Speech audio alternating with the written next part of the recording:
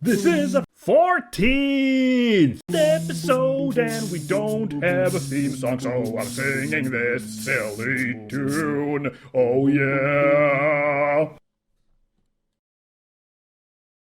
Alrighty everybody, coming to you at last from our summer hiatus, which has stretched a fair bit into autumn hiatus, it's the Minsk and Friends Speakeasy. This is Minsk. And this is Friends.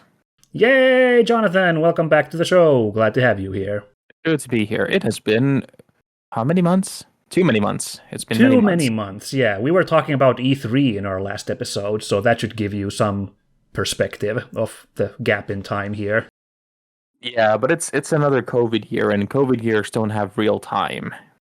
No, yes, it's very relative time at these moments. Sorry everybody. I'm sure someone has been out there waiting for an episode to show up sooner. Summer was a little quiet for both of us, and then in terms of games to play, and then the last couple of months, on the other hand, have been very busy with a lot of schedules. So it took about this long, but here we are at last, and I think we'll be able to sail through the rest of the year quite regularly, I would imagine. It does seem to be getting a little bit better. Yeah, I'm certainly glad that there hasn't been any big events or announcements happening in the gaming world in the last couple of months. Don't you agree? Yeah, it's been nice and quiet with nothing new or nothing specific. Gulp. Yikes. Yeah, well, I don't know. We don't really have time to delve into all the crazy things that have been announced or that has transpired in the interim here, but maybe we give a quick couple of words. What's been on the radar for you lately in the gaming world? Well, I mean, I'm mostly trying to catch up on reviews because towards the end of the summer, I got sent so many games to review that I'm a little lost with them. Currently, I'm working through. I worked through Tales of Arise, which was completely new for me. I had never played that series before. Right. So sitting into it, thinking, "Oh yeah, this will be nice. I hope it won't take that long." And then after playing the first 7 hours or so, only to see the opening credits come on. Yeah. It kind of was like, oh Lord, I am stuck in this one for a while. But it was a good game, a lot of fun. But oh Lord, did it take? It took me the better part of a month to review it.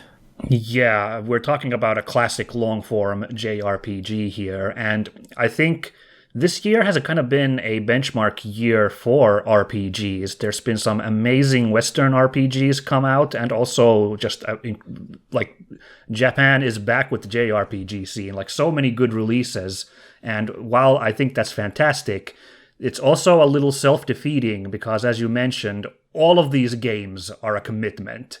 So how do you pick and choose with such an incredible field at the moment? I don't know.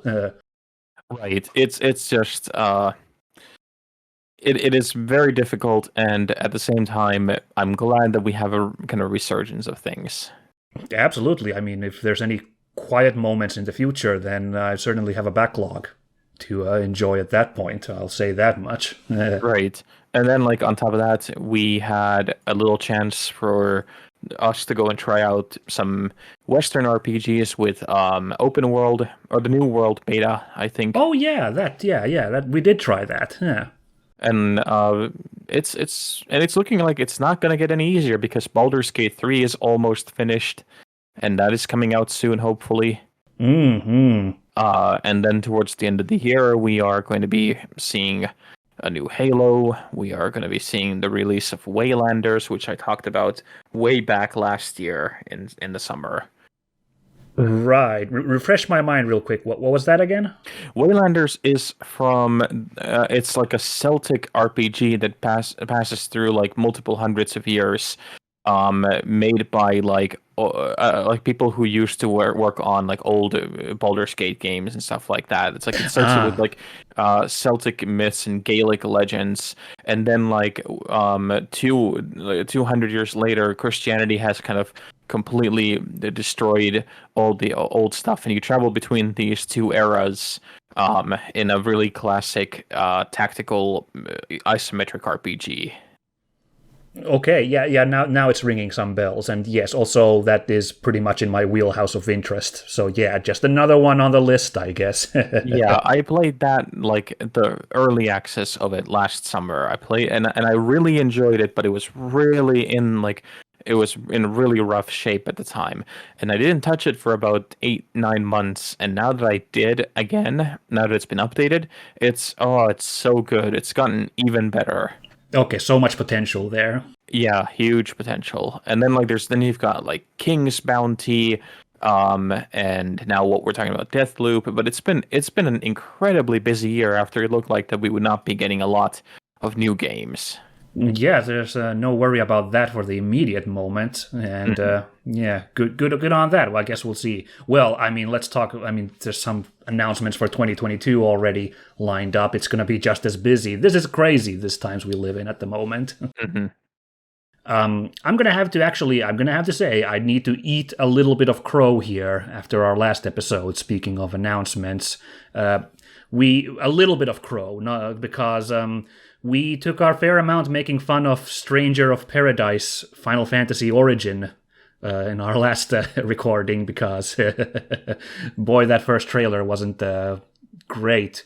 But as we're recording this, the second trailer has come out just a while ago, and a lot of my concerns concerning the fact that it's supposed to be a remake of Final Fantasy, the very first one, are kind of addressed there. I was like speculating, like, how with this ridiculous tone and these edgelord characters are they possibly gonna like go through like the events of Final Fantasy, which is like this eclectic collection of kind of silly fantasy adventures, and they had a lot of that in the trailer. Like, I think the first big adventure after you solve the Garland thing at the start of the game is you have to liberate a town from unruly pirates that have taken over it. And to me, that sounded like something that there's no way they're going to do something that kind of goofy in this kind of trying to be super serious, cool, dark game. But in the newest trailer, there's this big dumb pirate prominently featured in it, and it looks like a piratey themed Final Fantasy XIV character. It looks really funny. So I'm gonna have to go back a little bit and say I'm now somewhat interested in seeing how Stranger of Paradise is gonna turn out. That said, the tone is still so stupid that I can't imagine it not being some kind of beautiful mess in the end, at least. Okay, remind me, was this the one where he's constantly like, we have to go kill this? Was it? Well, it was something utterly ridiculous that he was talking about in the trailer, like nonstop. Yes, it was chaos that needed to die. Yes, I had to go through my list in my head. Like it's like let's go kill Death, Destiny. What is it? I can't remember. It was something ludicrous, but yeah, chaos. So you haven't seen the latest meme to come out from the second trailer, or I think it's in the demo actually. Have you? No, I have not actually. Oh man, well I guess. Oh man, I gotta spoil it here on the because it's so funny. Go for it. So I'm not sure what the context before the scene is, but there is this Final Fantasy-ish kind of wayfish woman there giving a really dramatic spiel about her motivations and like her. It's this kind of like the world is doomed and there's like little hope left. It's kind of this kind of like despondent spiel. And the main character, Jack, he goes, bullshit. And he turns around and he pulls out a mobile phone and he starts playing what sounds like some kind of rip-off Papa Roach song as he walks off from this conversation. And the others just stand there wordlessly staring at him. Wow. And as you can imagine, that has reached critical meme mass at the moment with a lot of people because it's so stupid. I am honestly surprised that the internet has not exploded from that. Yeah, it is. I had to like check that someone hadn't actually edited that music in, and obviously there's a million edits by now. But like the original music is exactly like early 2000s nu metal and it's oh boy, it is reaching a point where I have to see what happens in this game, for better or for good, once it comes out. So I guess good on you on that front, Square Enix. You've somehow managed to sell it to me. Wow. Yeah, I'm sure. I'm sure that there's gonna be a at least decently playable game somewhere under all that. But that does sound like that Square is kind of searching again what the hell they want their everything to be. Yeah, it's Final Fantasy has some kind of identity crisis been going on. Well, some would say throughout its entire history. It's been changing and changing the style throughout its history, but it hasn't been working out for them for say the last decade at least. Right, and it's weird because I understand they have different teams who make all these. They have the whole different units and different art directors and all that. But you could probably see it from their reviews and from sales that, hey, this works, so maybe we should probably at least continue pursuing something like this. But no, I do admire them that they decide to, no, we're gonna go completely in the opposite direction, just for shits and giggles. Yeah, I mean, hey, maybe they're reading the tea leaves. Maybe a bunch of people who were in their formative years in the 2000s are at the age where they'd be ready to have disposable income to spend on games. So maybe this 2000s edgelordy business is going to be going to have a surprise audience in the end. Who are we to say at this point? I mean, well, I hate to say it, but bands like Papa Roach and not Linkin Park, but Limp Bizkit are doing revival tours and apparently are making still a lot of money from these. So who knows? Well, good luck to everybody involved with the project. I guess we'll say that. Let's see how that pans out. Yep. Okay, well, I don't think we have any more time to spare on ruminating about other things going on here. Let's roll on into the main topic we want to talk about today, which is the exciting release from Arkane Studios this autumn. It's Deathloop, their latest immersive sim game. Well, we have both been playing this lately. I have to admit I'm still halfway through, so I'm giving a not fully formed opinion. You've played through it at least once, right? Yes, I've completed it and I have seen one ending.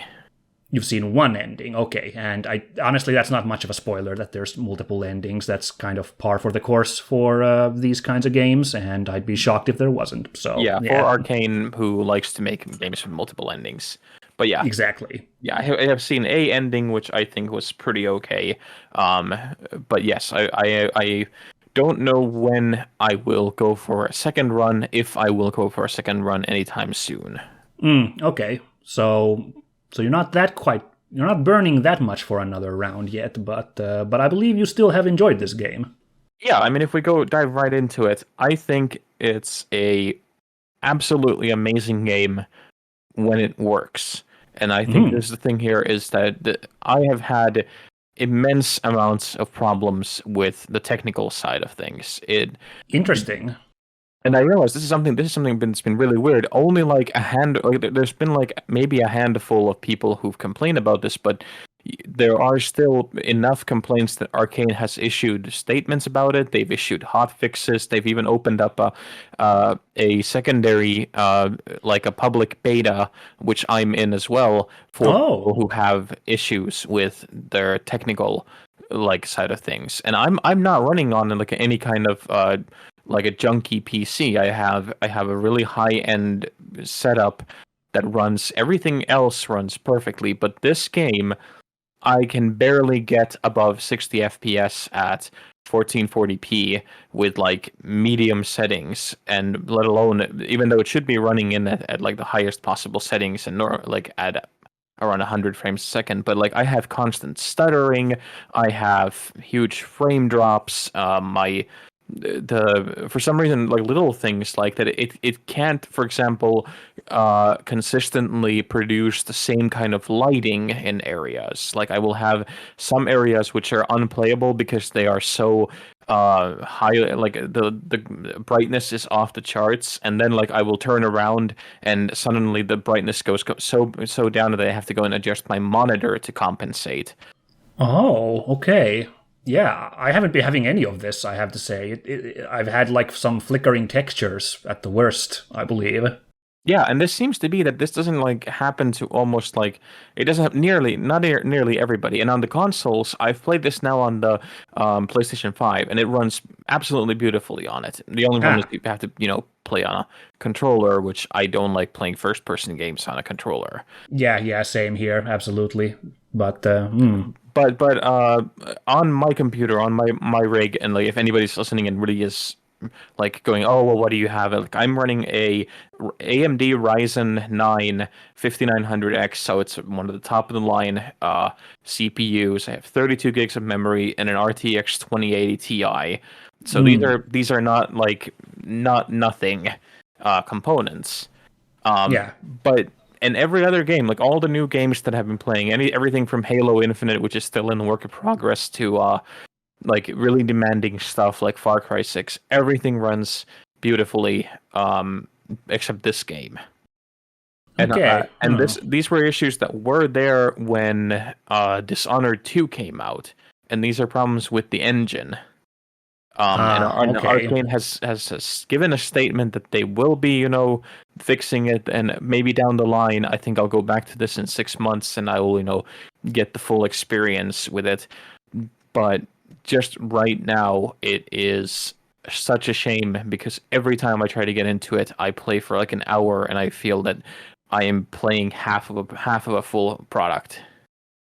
Oh, that is really unfortunate to hear. That, and also that you have the sadistic choice of good performance on a controller on a console or bad performance on the PC. That's Yeah, I did go and I did go and play, like I completed it eventually on the PlayStation because Right. the PC version was just unplayable. Right. Especially towards the end when it starts requiring that you're constantly on the move and doing a lot of stuff. So I just went and I just played it on the PlayStation afterwards. But other than that, like if I just ignore all that, which is of course a massive thing to ignore, Yeah. the game itself is so good. Like it's really well designed. I love the world. I really love the way that it's been built. I hugely enjoy the mechanics, even though a lot of it is really Dishonored heavy. Yeah, the special powers you can totally recognize. Oh, this is that one, and this is this is the freaking double. This is the blink. Here's the domino move. Yeah. But despite that, it's really charming. I really like the main characters, and I just love the whole possibility of like setting off dominoes and watching where they fall, like every single playthrough. So I do enjoy this game. I wish I could enjoy it more, and I wish they fix it soon. Yeah. Well, it's a high-profile release, so I'm sure Arkane will have to do something about it pretty soon. So I don't think you have to suffer too long. Yeah. But how about you? What did you think? Yeah, so far as I am still plodding through, yeah, it's really excellent. I of course I really enjoy Arkane's games. Both of the Dishonored and Prey are really great, and as I said, I don't really have any technical difficulties, so I'm just able to enjoy it, and it is incredibly clever. I find well, okay, so it's definitely an immersive sim, which is immersive simulation is kind of a hard genre to define. It's very nebulous. I would describe it as a first-person game where you have tons more to do than simply shoot people. That's like the easiest way to describe an immersive sim, I guess. Yeah, I guess so. Yeah, like it's a first-person game, but there's like tons of role-playing elements, and there's like non-linear level design slapped on top, so it can't really be called a first-person shooter. That's like underselling it. And this one is fascinating due to its mechanic. It becomes like this bite-sized immersive sim. The loop mechanic we'll talk about in a second means that you're always like playing in like little chunks, which isn't terrible actually, but it's like an interesting contrast to like something like Dishonored, where you do the mission and it's this several hours long process. Your job is simple. It's like assassinate this guy or like arrange an awful fate for them. But it'll take you hours to like navigate yourself to the guy and figure out how to beat them and then leave the level. This one, it's like a really like you go in, you do the thing, you go out, and you like get to like divide it into like simple digestible bits of gameplay. So I think this one actually is a fun game. Maybe if someone's never played any Arkane games, this one would actually be a really fun one to play first, I think. Yeah, especially since it's Dishonored is really good, but it's very, very dark. That too, yeah. And I can imagine that I know some people who have liked the gameplay, but have been turned off by the world itself, because it's constantly in this kind of state of like everybody's having a bad time. There's a plague.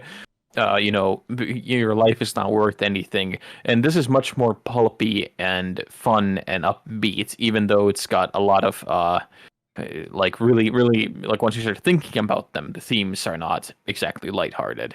Yeah, but like on the surface, it's got like a swinging good time atmosphere to it. Yeah.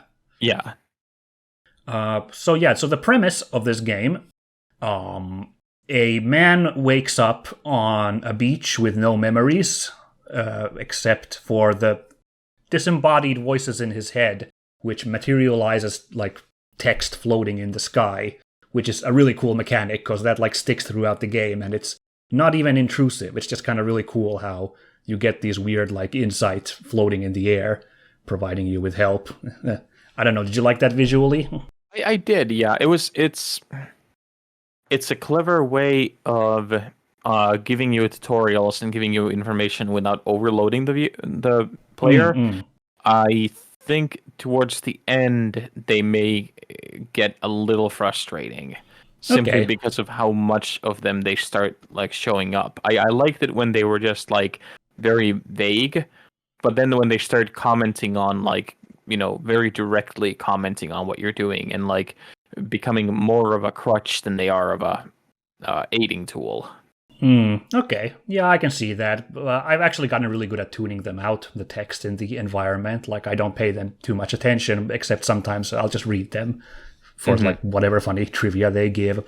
But anyway, thanks to this this like thing, and also a person taunting the man through the phone, he learns his name is Colt, and he is stuck on an island that has been taken over by like this party cult thing, who has a machine which makes the day loop over and over, basically trapping everyone on that island into one like perpetual celebration kind of thing. And it's kind of a twisted hell, so Colt decides that he's going to have to put an end to that. And as you shortly find out as you explore the island, the only way to permanently break this loop is to kill the 8 leaders of this wacky party island central. And the main crux of the game is to explore the island and figure out how you're going to kill all 8 of them, and to be specific, kill all 8 of them in the single day, because as time resets at every day due to the loop, everyone you have killed is back the next day if you didn't get the job done on the first day, which you won't, because it's not that easy. And I think it's really cool how, at first, like, my impression before this game was announced was it's going to be fully open world and there's going to be a timer all the time on you. That's not actually how the game works. Instead, the island Colt traverses is divided into like 4 sectors, 4 levels, and the day is divided into 4 units: morning, noon, afternoon, and night. And you basically can visit one area per unit of time and basically dick around there to your heart's content. But therein lies the rub, is that you cannot get all 8 guys, all 8 of the visionaries in the 4 areas in these 4 units of time. But what you can do is start building that like line of dominoes that you mentioned, to like try and work out like how you can either arrange them or like time them when these 8 people visit the different areas of the island, to like basically go in the perfect order to knock them all out when they're most convenient. And that's super satisfying for working this puzzle out. It is, and the fact that it's mixing up and combining elements of like the kind of chess kind of playing to the full-on hardcore action. Because like you can, if you want to, you can just go through every single area, wiping out every single person there.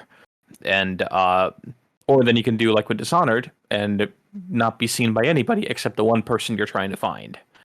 Yeah, or not even them necessarily. You can get the drop on them from the behind as well. Yeah. Right. And there's something really intensely satisfying about, especially towards the end, once you start realizing how much you can manipulate the world to your needs. I mean, it's still very limited. You can clearly, once you kind of know where to look, you can start seeing the seams. You can start seeing where the railroading happens. Mm-hmm. And I think a lot of that has to do with the areas being split into levels. And I think that's something that just what the engine itself limits things to. I would have been really interested to see how this game would have worked as a full open world, like that the island is completely open, you can go anywhere, because you can see in places, if you look, you can see the other levels of the island from where you are. So, yeah, in particular, the machine that creates the loop, which is this giant Ferris wheel looking thing that's always like hovering ominously in the background. Right. Unless you're in the actual complex. So yeah. So there's clearly, there must have been at some point, I would wager a guess, and I'm pretty sure somebody can correct me, but I'd wager a guess that at some point the idea was to make it an open world game. And I think that something came in the way, either with the design or with the technology, that forced them to keep it as a strictly level-based experience. Yeah, well, it's so intricate, basically. I mean, immersive sims are already insanely intricate, and which probably explains why there aren't too many in this genre, because it's so hard to make everything work. But then adding on the like rewinding time and resetting everything thing on top, yeah, I can see that becoming a mountainous task. So yeah, and not to mention every other game from Arkane has been level-based. They've been huge levels, but there's been a strict linear level-based gameplay throughout them. Now I'm kind of lying. Prey is not exactly linear, but it's still, you could say it's level-based, because you can only access certain chunks of the station per time. Eventually you can like dick around all over, but that's still, I wouldn't say that's entirely open world either, that game. Oh, right, Prey was from them as well. Yeah, the new Prey, not the old 2006 something Prey. But I keep forgetting that because I never finished that one. Yeah, it's from them, and I guess that's the closest they've been to being open world. Now that I think about it, but still, it's not because you're on a space station and there's like locked doors everywhere. It's not that open in the end. Yeah, I should probably get back to that at some point. I remember that was actually, by the way, I think I stopped playing that game also because it had issues on the computer. Oh, well, if it's probably the same engine they've always been working with, so yeah. That's very likely, yeah. Yeah, sad to hear that. Hopefully that gets a fix as well, because, yeah, I recommend that game. It's pretty good. I remember the first couple of hours that I played it, it was really good. Yeah. But, yeah, enough about Prey for now. Back to Deathloop. I guess We were going to talk a little bit about. You had some ideas about why time loops in general are an interesting idea in storytelling.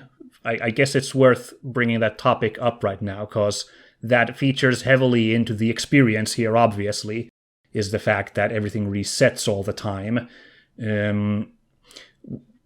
What do you think it adds to the story to have this recursive time loop that our character is in? Well, like I just last night I rewatched. I rewatched the film Palm Springs, Okay. and that's a time loop film as well. Hmm. And I was thinking about Deathloop because I was prepping for this as well. Yeah, yeah. And I was thinking that one of the major themes about that film, Palm Springs, is that it's about time loops. It's sci-fi in a way, but it also deals with millennial kind of existential crises of like why would you want to move on when you can find, if you have a good day, when you know that everything has a very simple like life narrative. You know that this day worked out. It was a good day. The weather was great. You got to do what you wanted. Everything worked out. And you have no kind of responsibilities because you know that whatever responsibilities you have are amplified by the fact that things out of your control in the world entire are really conspiring against you constantly. Okay. So using a time loop as that to deal with as a psychological kind of discussion of where an entire generation is emotionally and mentally, and I think in this they try something like that, and I can't really say a lot about it because otherwise there's a lot of spoilers. Right. Because a lot of I feel that, for example, this one has a really disappointing third half, which shows that they did not think narratively the whole loop thing to the end as they should have. When they started thinking, I mean, they had a really great premise. I don't think that they follow through on that premise as the game progresses, at least as like a really good narrative. It's not as horrifically, catastrophically train wreck dumpster fire bad as another time loop game that I just played 12 minutes. Oh yeah, you've had some choice words about that. Yeah. That is just one of those things where it's like you wonder constantly about the choices made in that one, regardless of is it gameplay choices or is it narrative choices. But I think time loops are in the way like time travel used to be, that we have gotten to the point as an audience that we don't want to travel to the past to make changes because everybody has gotten kind of fatalistic about these things, that we are at a certain position because that's just how it's going to be and we can't change the future. And you can see that in some of the sci-fi movies that are coming out these days. Right. But having a time loop thing, because that removes the burden of responsibility. If you go back in time, you have a responsibility because whatever you do changes the future. If you're stuck in a time loop, nothing matters and you are spared from that. Yeah, and you can see that in the behavior of the characters in this game who act like complete jackasses, basically, most of them. Right. With the idea that next day I'm just going to be here again, so no worries. Right, and I think that's a part of the big problem I have with the narrative of this game is that it starts in media res. We don't know where these characters came from. We don't know what they were like. We only kind of hear about this stuff through dialogue and learning like little bits and pieces from there. Yeah.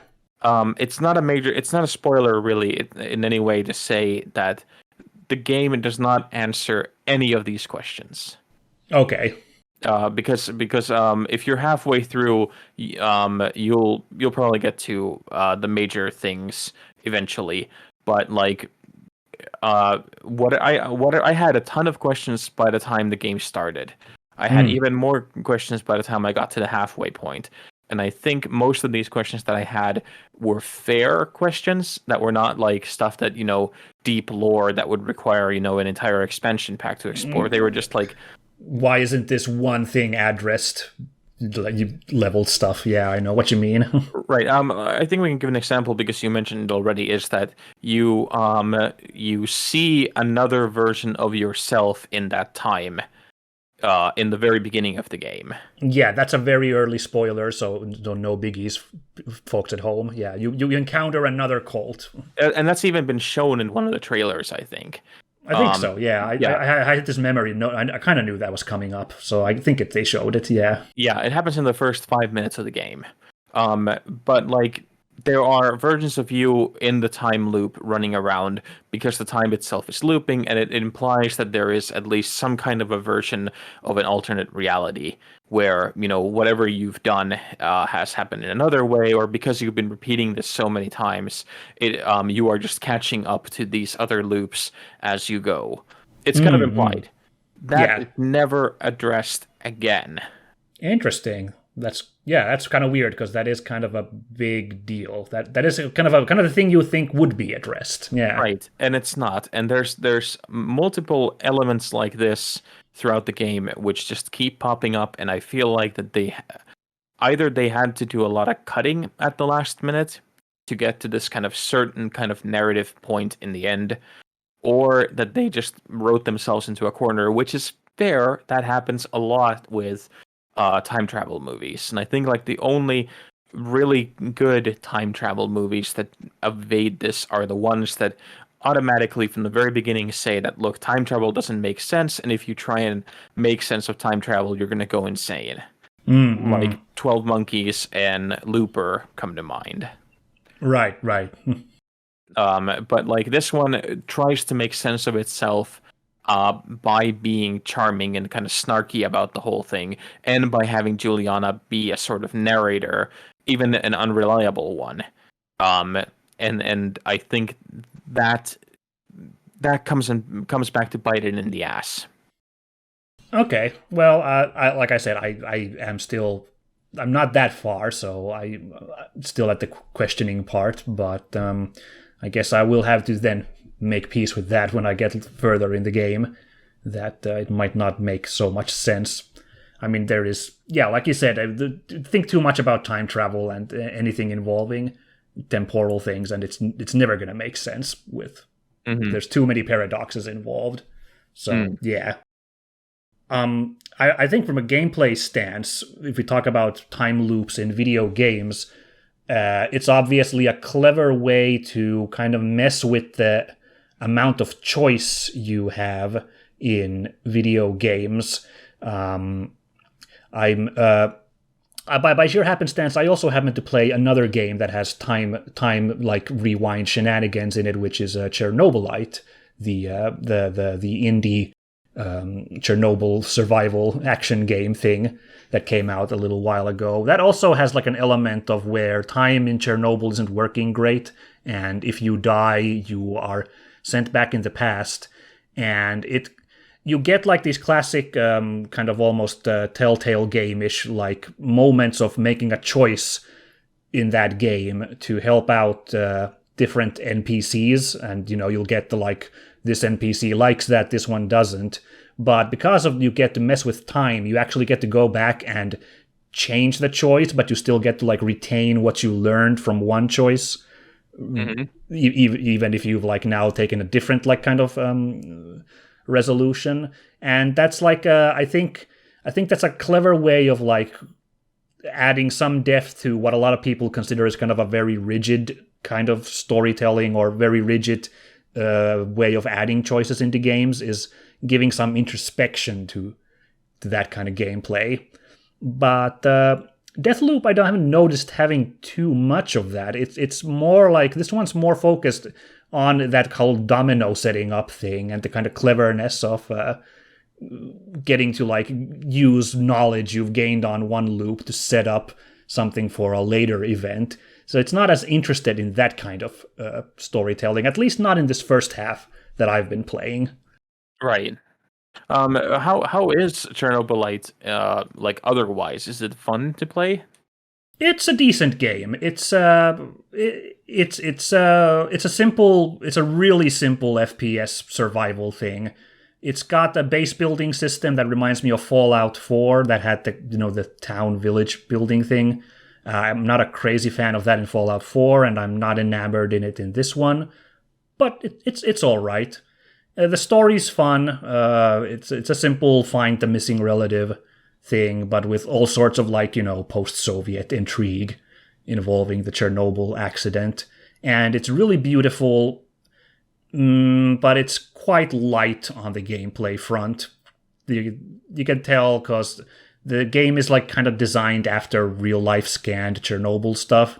I think that's where the majority of the budget actually went. So the gameplay itself is not the most advanced FPS in the world. Right. But it's enjoyable. Now, I will say a less favorable reason that a developer might want to put time loops in it, and this goes for both Chernobylite and for Deathloop, is you get to reuse levels and save time on level development. And we've talked in the past that level design is a super intensive process, so I understand developers wanting to kind of save up time, cut corners somehow, and this is a clever way of doing that, but it has to be said that there's only 4 real levels in this game. Same in Chernobylite, there's about 5 levels you go into all the time, and they're really beautiful the first couple of times you go into each one, and then you're like, oh, well, this is super familiar.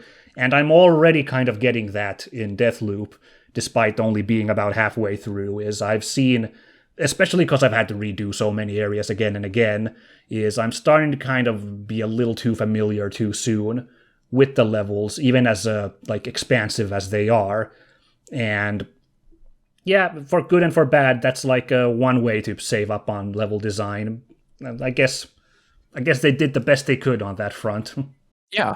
But apart from that, the other big thing about the gameplay that I think, of course, bears bringing up is the Julianna system, who you mentioned by name earlier. Julianna is one of the 8 visionaries, and she kind of breaks the mold by, just like Cole, she apparently retains memories of every loop, and she's the one on the phone taunting you.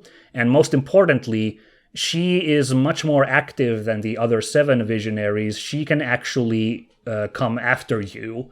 And this is represented in the game as a Dark Souls-style invasion thing, where another player can actually attack you as Julianna and take you on. And, well, actually, that's optional. You can turn off that functionality if you want to play offline, which, thank you, developers, for thinking about that, because I had a lot of concern about having to fight human enemies in a game like this back when the game was first announced, and I think my concerns are a little bit realized, having now been killed by Julianna about a dozen times. And I think your experience was kind of the same. Yeah, I did it so that I had it offline when I reviewed it because it wasn't in the public web at the time, and then once the game came out, I turned it on to kind of see how it is, and within the first couple of hours of playing, I was consistently invaded by people who had gotten already the highest possible gear, the highest possible stuff to work with on as Julianna. And it was so it was so not conducive to a good gameplay experience because it wasn't fun. It didn't feel fair, and it just felt like that people were doing it because it was a permission for them to troll others as much as possible. And worst of all, every time you die, it resets the loop again, so you just gotta start from the morning again. And it's a great idea in theory. I like the idea, especially that other people could join in, but they haven't implemented any kind of skill-based matchmaking to it, or any kind of thing that would make it so that you wouldn't feel like that you are being personally bullied in a game that is supposed to be a single-player experience. Yeah, I mean, Julianna really has a lot of advantages because, first of all of the island is allied with her, with the exception of if you hack some turrets to attack her. Right. And you are not allowed to leave the level because she locks down the exits. You have to go and hack this device to exit, which is fair for Julianna, because like if you got invaded the minute you walked out the door and then you just were like, screw this, and turned around, that wouldn't be fun for the Julianna player either. Right, but it's also made so that the place that you have to hack is always the same place on the level. Yeah, which of course means a lot of camping Juliannas. Right, and because Juliana has always, every time, has better gear than you do, especially if they invade you, for example, let's say that it's the first level you go to on that loop, and you get invaded by Juliana. They can like immediately go and just camp out and put all kinds of traps and all kinds of stuff into that area, so you can't even approach it because you don't have the kind of gear to fight back. Yeah, or the worst experience I had, which is the minute I walked out the door into the level, she had somehow gotten there, invisible, and just like stealth killed me. And then, so for people at home, you get a couple of tries after dying to like, you have like two continues basically, where you like rewind a little bit backwards and then get to go again. And if you die on the third time, then the day resets. But that didn't help here, obviously, because once she killed me the first time, she just like booby-trapped the door with mines everywhere and like picked me off when I tried to come out of it. So that wasn't fun. Yeah, no, it was really frustrating. And the most frustrating part actually was the first time I managed to kill Julianna. I actually got lucky and blitzed her with some melee moves, and I got out of that level. I got a new slab, which is those Dishonored style powers. I got a new one from her that I didn't have yet. I was like, sweet. And I was like, and best of all, now I have the rest of the day not to worry about her. And then I walked into the next level, and it turns out Julianna has an extra special ability where she can respawn in the middle of the loop, because she just called and laughed at me, and then moments later, the Julianna is on the hunt text came back up. I died to this incredibly good, super aggressive Julianna. I lost that fun slab I had just gotten and all my stuff, and I was crestfallen. Yeah, it's quite a lot. It's again. I wish they would have figured out that system in a more palatable way, like in Dark Souls, for example. Well, of course, if there's some hardcore Dark Souls PvP people here, I'm not a fan of that in that either. I stay away from that because I know how badly I do against human opponents. So maybe this is exactly the challenge people like those are looking for, but for me it's not conducive to a good time. I like the Dark Souls thing a little bit better because they have implemented it so that there are other people who can come and help you. Like they have that whole Way of the Blue who are people who are role playing it so that, hey, we're gonna go help those people who are being bullied by others. Yeah, definitely I prefer the Dark Souls system over Deathloop because there's all sorts of like shenanigans like that like diversify the PvP experience in that, but still not exactly my cup of tea. And as you can imagine, this is definitely not. So I might consider turning offline on, especially because I've been constantly invaded this past weekend when I've been playing. It wasn't as bad like a week ago when I played. Now it's like apparently there are just hungry Julianna players everywhere waiting to pounce on unsuspecting cult players. Yeah. But that's one of the elements that I feel like that it can be overlooked, luckily, pretty well once you turn off stuff. Yeah. So big props for them to put that option there. Like they had the foresight for that. Yeah. So let's go over to the presentation of the game then. I think we're both pretty big fans of the visual style of Deathloop, aren't we? Yeah, it actually combines a number of visual styles that I enjoy. Not like particularly as, endorsements of anything, but just because of how they look. And you get like a mixture of this kind of swinging 60s, you get kind of a Mediterranean look, And then you get this kind of really weird and wonderful Soviet era look to it.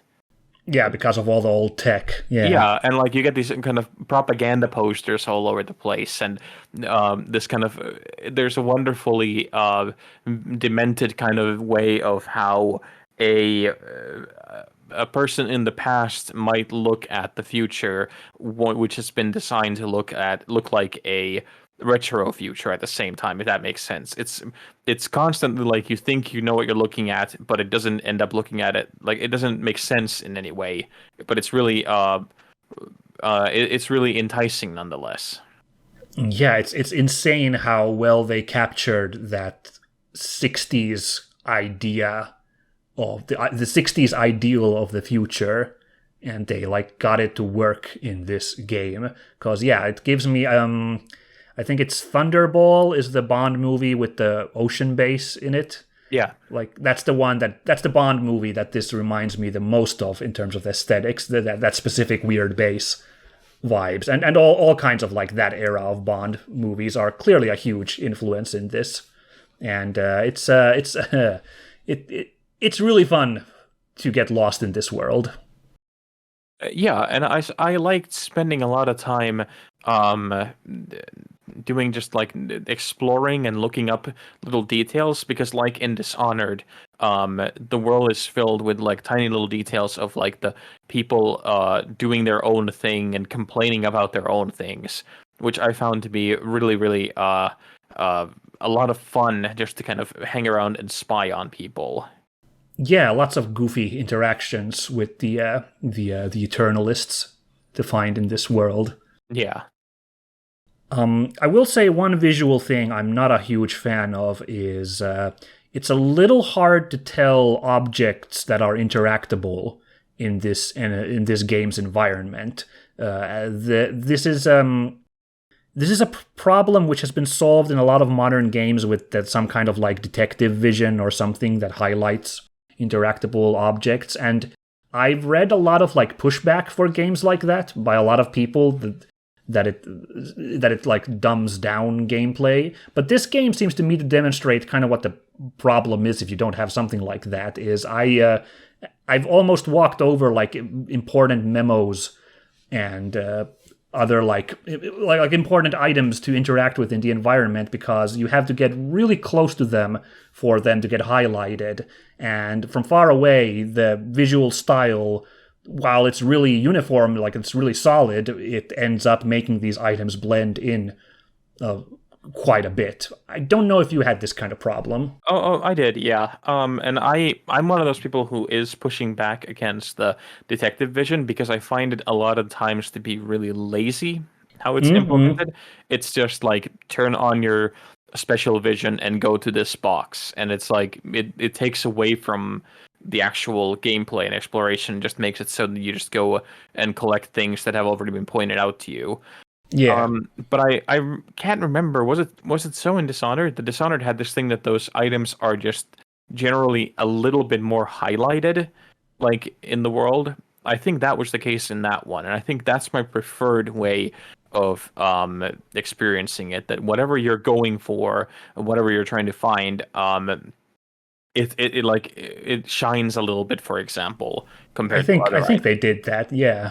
Yeah, I think that's my preferred way of experiencing it. But in this one, of course, yeah, I found a lot of times when I was trying to pick up items or collect stuff, it just or even jumping to places. Sometimes it would be so that you were trying to jump to something or do the essentially the blink ability from Dishonored, where you dash through the air, and it would just tell me that, oh, you can't go there. And it was really weird because it didn't always feel natural as a thing of like, this is where you can go or this is what you can collect. Yeah, it's and that's for an immersive sim, that's kind of bad, since one of the things is that you're supposed to have a lot of leeway, a lot of freedom in what you do. So that actually really eats the experience if something like that comes up. Yeah. And I don't know why it is so different in this compared to their other games. I don't know what happened, Mm. but it is noticeable because I went back and played Dishonored: Knife of Dunwall, which is their last one that came out before this, Yeah. and it just feels like that even though that one was done really quickly as an expansion pack, that even feels more polished and more thought out than this one. Yeah. I just want to blame the art style somehow. That's just my vibe, which is, isn't fair because the art style is so good. But I think in the effort to make the world look so good, they kind of dropped the ball on this more like this gameplay side of it by making it just a little difficult. Like I stumbled around Colt's apartment, which is not a big one, and I almost missed like one or two really important items in there because I thought they were like background items, basically. Yeah. And while we're at it, can we talk about how poor the menu design is? Oh, I didn't find it terrible, but I guess now that you mentioned it, it does feel like a little bit like designed for consoles. I guess at It's least the like between levels menu. especially when you're trying to fill out numbers on a keypad. Ah, well, they do give you an autofill option. If you, To yeah, that's true. The autofill is a godsend. But like, if you're trying to, for example, like I'm usually a little bit faster normally than autofill if I get to, use my mouse normally. But the way that ah, it's been designed here, and also reading messages, like if for some reason it just felt really, really difficult for some reason, and I don't you're know right. At why. least with the mouse control, you're right. Now that I think about it, you don't have a mouse cursor when you're picking like reading messages on a computer or something. Right? You instead like you move the mouse up and down to like kind of highlight the choices, and it's very sluggish. Yeah. Yeah, that's a big problem, definitely. I don't know why they did that. Again, probably something to do with console friendliness. Sorry, console folks, crapping on your needs here a little bit, but yeah, no mouse option at all in those situations. Kind of odd.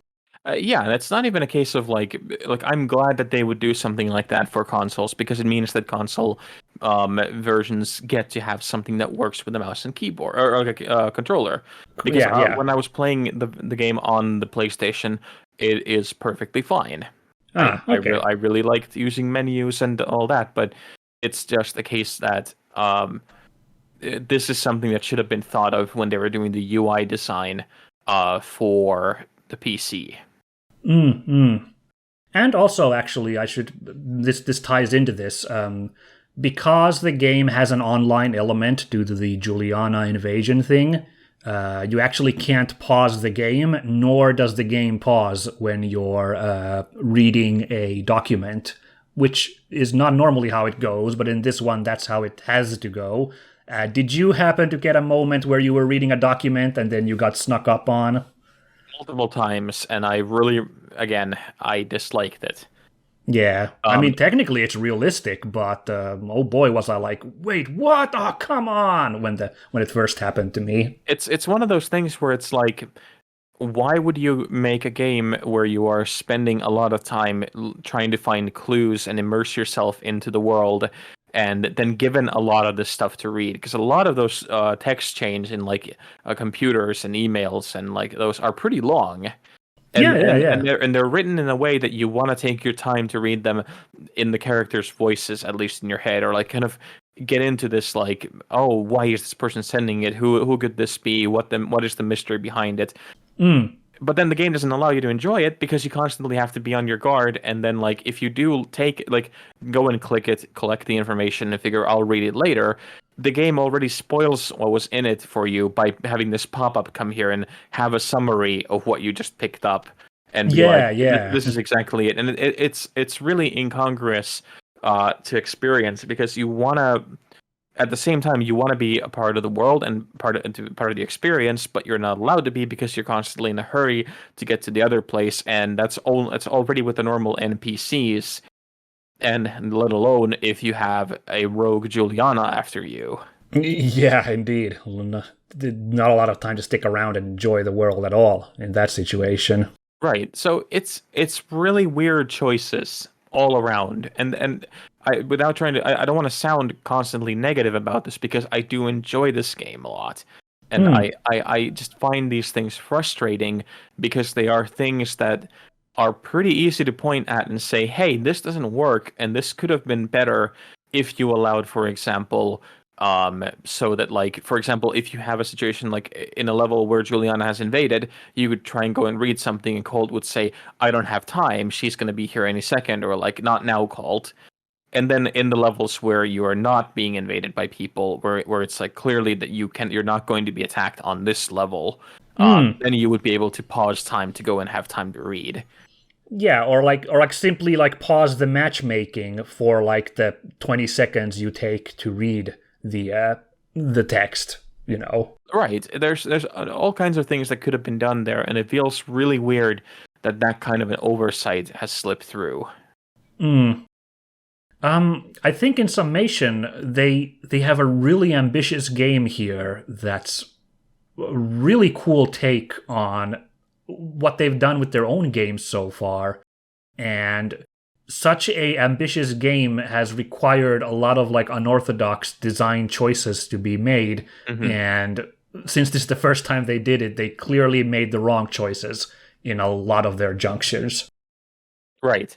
But again, that doesn't mean that it's a bad thing. It just means that this iteration requires a little bit more work. Yeah, it's super good idea. Certainly a really good like first attempt at this concept. It's already a fine working game, despite all of its hiccups. So I'm really happy once again that Arkane gets to make these kinds of crazy games. Yeah, absolutely. And well, again, I can't say too much without spoiling. Yeah. I hope that there will be a sequel that, in the same way how we had a Dishonored game that was clearly its own thing, despite being a sequel to the first one. Okay. And I hope that if we do get a sequel, that Arkane gets even more time to kind of iterate and kind of just fix things on this front, that they listen to what players have been saying. I don't think it is the 5-star masterpiece that a lot of people have been saying it is. I'm a little surprised, honestly, about the kind of effusive response. I think it's a really fine game. It is something that I wish it gets a big success because we need more of this. I do think that there is maybe a little of this kind of protectionism around this, that it has to be well received critically because of how game studios work, where it's like if it doesn't get a certain amount of points on Metacritic, the distributor, punishes the studio. So I think that there's a little bit of that it's been marked up without going too much into tinfoil hat territory. Oh no, I'm certainly guilty of this sometimes as well, because it's not like this genre of games ever does super well, commercially. These always review incredibly well, as you mentioned. Like Arkane has just a string of hits under their belt, but it's never been like a smash hit in the box office for them. Any of their games. Right. And I do hope that this is more of a box office hit. They're releasing it at a really difficult time, let's put it that way. And I hope that this gets the attention that it deserves. I do wish that it was a better experience for me as a technical level, on a technical level. Yeah, that sounds really sad to hear about all the trouble you've had with it. Yeah, it's frustrating, but from what I've been reading, I feel like that because I had 2 really good experiences with the Dishonored games on the PC, and I feel like that now it was just my time to have a bad experience, because many people had really bad experiences when the Dishonored games first came out. Okay. Oh gosh, now I'm scared for when I play whatever the next Arkane game is, because so far the dice have rolled in my favor for all of their past 4 games. So Right, and I'm due next time. right, and I'm actually gonna go try out something after we wrap up this episode. I'm gonna go try and see if this runs any better if I downgrade it to full HD and just to take the hit on certain things. But a lot of things is that it's not having issues with rendering images. It's got issues with stuttering.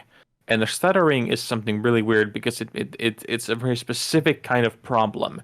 And because it's not replicated for everybody who's playing, it means that the issue is somewhere in the optimization. Ah, okay. Yeah. Well, here's hoping you can work out some kind of quick fix to that then. Right. But yeah, I think our time is up here. We actually had a more critiques than I expected, honestly, because I am having an enjoyable time at the moment, so I'm pretty riding high with this game. But there's still a fair bit we had to say about this game, good and bad. I still recommend this to most everybody. I think could enjoy this game. Yeah, I would say that if you like games like this, first-person action games with a lot of emphasis on story and mood, then yeah, absolutely, give it a try. Yeah, this is really, really high on those charts. Right. But yeah, we have gripes. We always have a little bit of gripes. I don't think we've had a single game where we've both been like, "This is perfect." Nah. Doom Eternal, I was pretty fanboy-y, but I had something to say about that too. Yeah, but I think that's only healthy. If you have gripes, it means that you've thought about it a little bit further than just on the surface. The first dopamine hit you've had, yeah. Right. Yeah. It's all good, and good job, Arkane. We're still big fans, so good luck with hopefully Deathloop 2, or whatever else you're gonna make your next wacky sim about. All right, thank you everybody for listening in today. This was another delightful episode, and thank you for joining me, Jonathan. Always a pleasure. Would you like to give some plugs on stuff that's going on? By the time this comes out, I think my review for Far Cry 6 will be out as well. Oh, interesting. And other than that, it's a little quiet right now, and there's a lot of NDAs that I've signed that I can't talk about just yet. But I will say that if everything works out, the end of the year is going to be very busy, not just for myself, but for anybody who I manage to drag along for the ride. Oh boy. Sounds good. So, yeah, we're definitely going to have content for the podcast here for the end of the year as well, I imagine. Oh, yeah. And how about you? You've been busy with your videos still. Yes, I have managed to keep myself very busy lately. We got 2 big games running right now, is Horizon Zero Dawn and Yakuza Kiwami I've just started. We wrapped up our delightful Resident Evil game. I hope everybody enjoyed that. Go watch the episodes now that the game's been played through. We were both on it, me and Jonathan. We had a ton of fun, right? I enjoyed it a hell of a lot. Yeah, I mean, I had my gripes as always, but like, oh yeah, it's a surprisingly fun game for such a budget title. Yeah, it was an enjoyable few hours we sunk into that for sure. But yeah, we also have Fell Seal going on. That's kind of the RPG slot of my channel at the moment. It's a tactical RPG in the vein of Final Fantasy Tactics, and I'm a huge fan of it, so I hope you guys can enjoy it as well if you watch them. And I did start, the last time I said I was going to set up streams, and those are now a reality. I have a Twitch channel now, that's twitch.tv/yourpalminsk. I don't have a regular schedule yet, but I've been doing a lot of art streams, like I said I would, because I do like drawing, and I've found that drawing on the tablet is actually pretty okay. So I try to do streams every once in a while, and I will upload archives of those onto the YouTube channel as well. So feel free to go and I guess, subscribe to the Twitch channel so you'll know if I'm ever dropping in. And if I manage to make a regular schedule for those, I will be sure to let the listening audience know on our future episodes. And they're really good stuff. I highly recommend them. Oh, thank you. So's your stuff too. Go to Jonathan's channel or his website, toista.net, if you haven't already. It's about time if you haven't. Trust me. Yeah. Phew. Well, I think that's enough patting each other on the back. Yeah, I feel all good now. I think we can end on a high note here. So, next time, well, there's a couple of really good contenders of games that's coming up here, so I'm sure we'll have an episode coming out quite soon. I hope to catch you all there as well as you, Jonathan. See you all then, everybody. Bye-bye! So long.